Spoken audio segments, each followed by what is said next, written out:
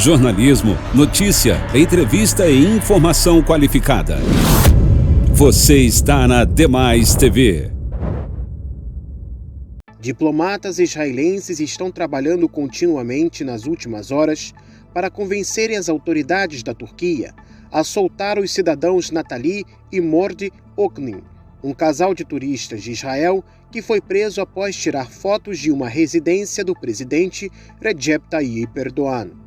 De acordo com os canais de TV 12 e 13 de Israel, as autoridades do país acreditam que, se o caso não for resolvido nas próximas 48 horas, o casal poderia enfrentar anos de cadeia na Turquia. Natali e Mordi foram presos junto com um cidadão turco ainda na quinta-feira, 11 de novembro, após tirarem fotos de um palácio presidencial a partir da Torre Çamlıca, em Istambul. A prisão se deu logo após um funcionário da torre ter ouvido a conversa do casal, supostamente com o cidadão turco, e ter chamado a polícia. A prisão se deu sob acusação de espionagem militar e política.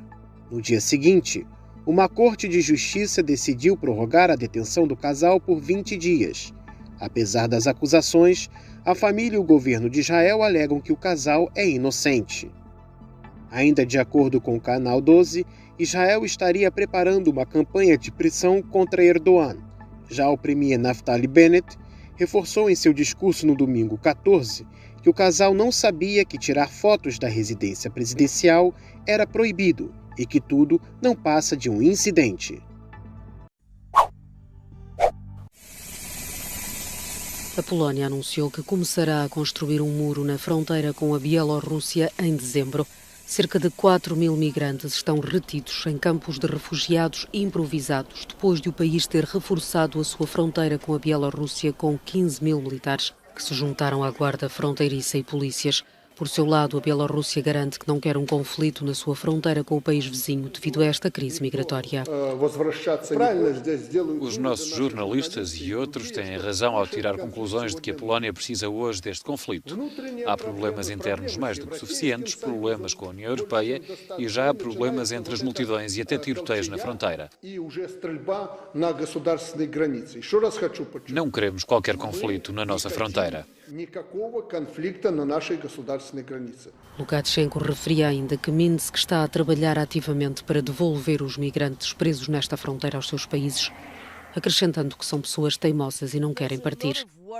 Já a correspondente da Euronews, que está no terreno, adiantava que há informações preocupantes vindas da Bielorrússia. Valery Goria dizia que na manhã desta segunda-feira ouviu rumores de que alguns soldados bielorrussos ofereceram armas a migrantes, dizendo-lhes, alegadamente, para atravessarem a fronteira e para não hesitarem. Terão dito a um deles, usa a arma se fores detido por forças polacas. Também há relatos de que alguns dos requerentes de asilo estão a enviar mensagens a dizer que se recusam a este tipo de pressão e que estão a fazer tudo o que podem para evitar a violência, acrescentava a repórter da Euronews. A União Europeia prepara-se para alargar o âmbito das sanções contra o país para fazer frente à instrumentalização dos migrantes para fins políticos, dizia Josep Borrell, o chefe da diplomacia europeia.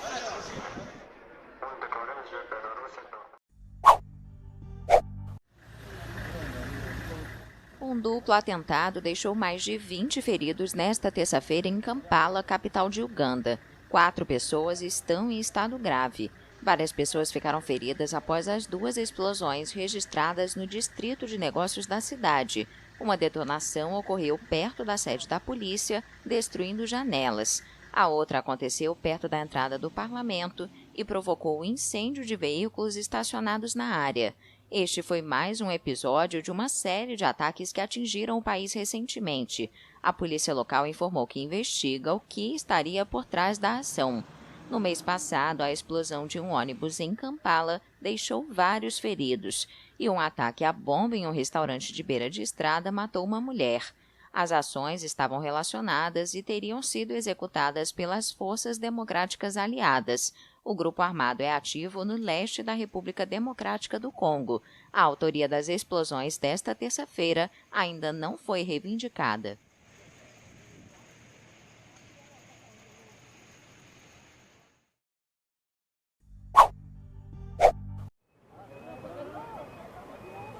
Protesto da oposição frustrado em Cuba. a presença policial, a prisão e a imobilização de vários dirigentes dissidentes impediram uma manifestação proibida pelo governo de ocorrer na segunda-feira.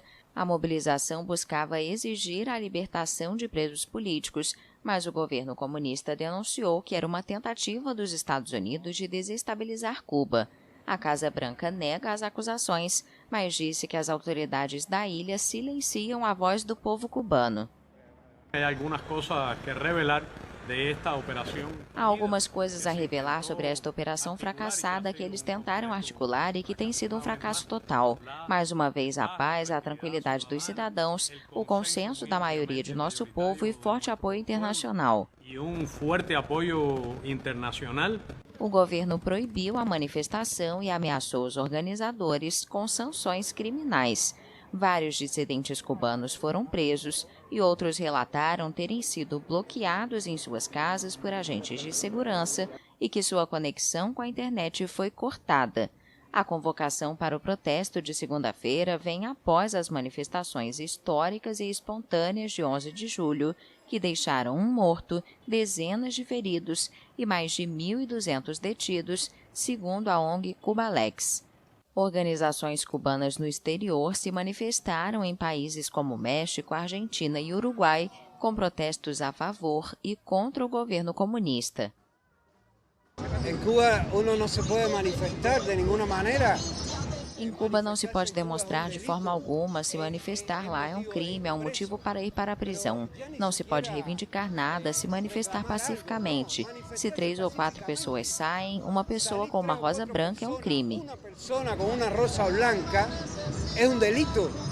Apesar do bloqueio, apesar das tentativas de instigar a violência promovidas pelos Estados Unidos, estamos celebrando as conquistas para a vida que a Revolução Cubana nos ensina. Cuba vive sua pior crise econômica em quase 30 anos, com uma grave escassez de alimentos e medicamentos, além de um crescente descontentamento social. Este es un tema de análisis. En Santiago, la capital chilena, está el analista político y analista internacional Esteban Silva. Esteban, ¿cómo está? ¿Cómo le va? Buenas noches. Bien, ¿cómo le va? Buenas noches. Gracias por acompañarnos, Esteban. Gracias por acompañarnos. Esteban, ¿por qué fracasa esta convocatoria? Al menos así es como lo asegura el propio gobierno de La Habana. Perdón, ¿me puedes repetir la última parte? Sí. Le preguntaba a Esteban que por qué el fracaso de esta convocatoria alentada, como bien dice el gobierno de La Habana, desde Estados Unidos. Ese es el calificativo que al menos le ha dado el canciller cubano, el fracaso de esta convocatoria. Bueno, ha sido una convocatoria absolutamente fracasada, de la cual, primero,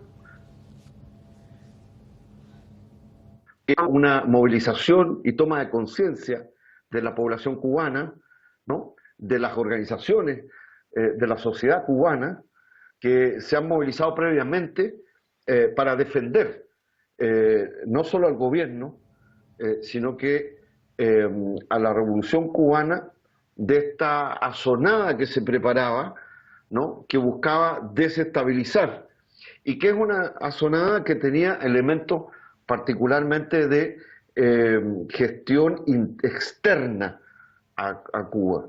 Y si había sectores que iban a participar desde el punto de vista interno, eran minoritarios y dependían mucho de estos factores externos, de manera tal de que ha quedado en evidencia que el mayor nivel de agresión que viene de afuera, tiene conexiones internas, pero son menores respecto de la mayoría de la población cubana. Esteban, y usted dice agresiones, y es que precisamente Washington ha alertado ya en reiteradas oportunidades a La Habana que si no se registraban estas convocatorias iba a sancionar, ¿no? Nuevamente a Cuba, iba a establecer más sanciones, iba a recrudecer, como bien dice La Habana, el bloqueo hacia Cuba. Es decir, son convocatorias que se tienen que dar a juro porque sí, porque lo dicta la Casa Blanca. ¿Qué ocurre? Perdón, me repites la última frase nuevamente, tuve una dificultad con el audio. Sí, le decía que son convocatorias que se tienen que dar a juro porque sí, porque se dictan desde la Casa Blanca, porque se da este intento de convocatoria que no se registra, no se registra en suelo cubano, y aún así entonces Estados Unidos acusa más bien a Cuba e insiste en aplicar más sanciones. Bueno, forma parte del chantaje permanente de la administración norteamericana en contra de Cuba, de sus mecanismos de agresión, pero de intoxicación ante los grandes medios de comunicación para validar, ¿no?, sus políticas de agresión y de chantaje y de sanciones en contra de Cuba. Pero no han tenido efecto. En general lo construyen las agencias de la administración norteamericana en coordinación con los grupos de extrema derecha. En el caso de Chile, por ejemplo, con uno de los candidatos de la extrema derecha, Kast, por ejemplo, sus partidarios estaban llamando a ir a agredir, ¿no?, cubana en Santiago, y así en distintas embajadas en toda la región, pero era externo. Y también hubo una reacción de las fuerzas de izquierda, progresistas, movimientos sociales, en solidaridad con Cuba en todo el continente. Hay una campaña que se inició, que se llama Cuba Vive, ¿no?, convocada por los partidos y las fuerzas de izquierda del Foro Sao Paulo y movimientos sociales en defensa de Cuba. Hay un conjunto de reacciones y seriedad, pero efectivamente Estados Unidos tiene una política de agresión sistemática. Hace unos días atrás es embestir a Nicaragua con sus recientes elecciones con el mismo formato que lo hizo antes en contra del presidente Nicolás Maduro. Ahora le tocaba a Cuba. Probablemente en los próximos días, como hay elecciones en Venezuela el 21 de noviembre, sigan con ello. O sea, esto es parte de una estrategia contra Cuba y contra los países que tienen una política autónoma y soberana respecto a los dictámenes norteamericanos en la región, en América Latina y el Caribe. Allí el panorama. Esteban, muchas gracias. Buenas noches.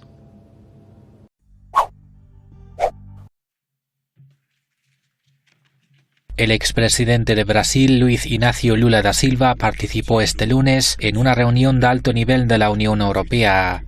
En el evento, que debatía una agenda progresista para el mundo, el exmandatario lamentó que todo lo que se construyó en Brasil durante sus 8 años de gobierno se destruyó con la llegada de la extrema derecha.